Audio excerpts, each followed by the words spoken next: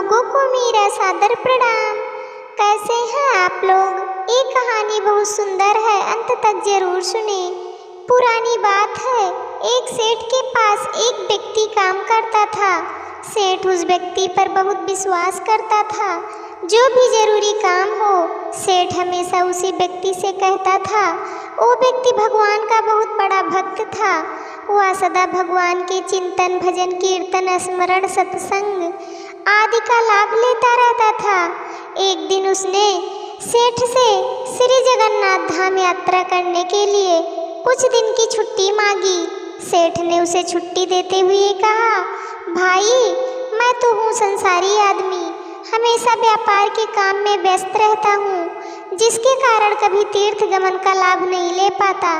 तुम जा ही रहे हो तो यह लो 100 रुपये मेरी ओर से श्री जगन्नाथ प्रभु के चरणों में समर्पित कर देना।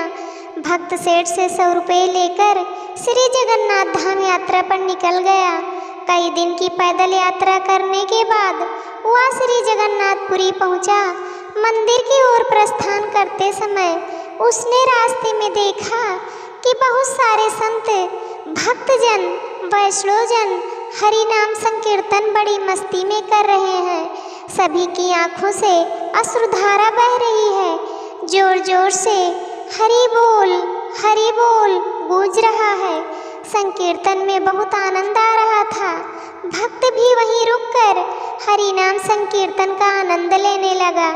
फिर उसने देखा कि संकीर्तन करने वाले भक्तजन इतनी देर से संकीर्तन करने के कारण उनके होंठ सूखे हुए हैं।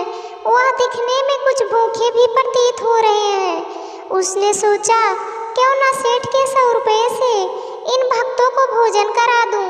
उसने उन सभी को उन 100 रुपये में से भोजन की व्यवस्था कर दी। सबको भोजन कराने में उसे कुल 98 रुपये खर्च करने पड़े।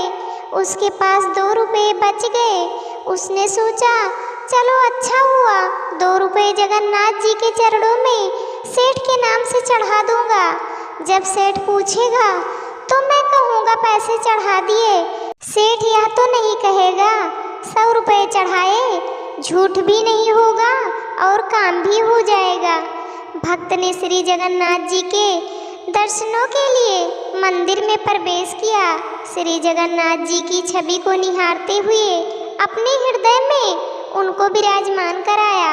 अंत में उसने सेठ के 2 रुपये श्री जगन्नाथ जी के चरणों में चढ़ा दिए और बोला, यह 2 रुपये सेठ ने भेजे हैं। उसी रात सेठ के पास स्वप्न में श्री जगन्नाथ जी आए, आशीर्वाद दिया और बोले, सेठ तुम्हारे 98 रुपये मुझे मिल गए हैं।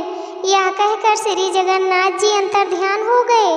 सेठ जाग गया, सोचने लगा, मेरा नौकर तो बड़ा ईमानदार है, पर अचानक उसे क्या जरूरत पड़ गई थी। उसने 2 रुपये भगवान को कम चढ़ाए। उसने 2 रुपये का क्या खा लिया, उसे ऐसी क्या जरूरत पड़ी। ऐसा विचार सेठ करता रहा। काफी दिन बीतने के बाद भक्त वापस आया और सेठ के पास पहुंचा। सेठ ने कहा कि मेरे पैसे जगन्नाथ जी को चढ़ा दिए थे। भक्त बोला, हाँ मैंने पैसे चढ़ा दिए। सेठ ने कहा, पर तुमने 98 रुपये क्यों चढ़ाए, 2 रुपये किस काम में प्रयोग किए। तब भक्त ने सारी बात बताई कि उसने 98 रुपये से संतों को भोजन करा दिया था और ठाकुर जी को सिर्फ 2 रुपये चढ़ाए थे। सेठ सारी बात समझ गया। वह बड़ा खुश हुआ तथा भक्त के चरणों में गिर पड़ा और बोला, आप धन्य हो, आपकी वजह से मुझे श्री जगन्नाथ जी के दर्शन यहीं बैठे बैठे हो गए। भगवान को आपके धन की कोई आवश्यकता नहीं है।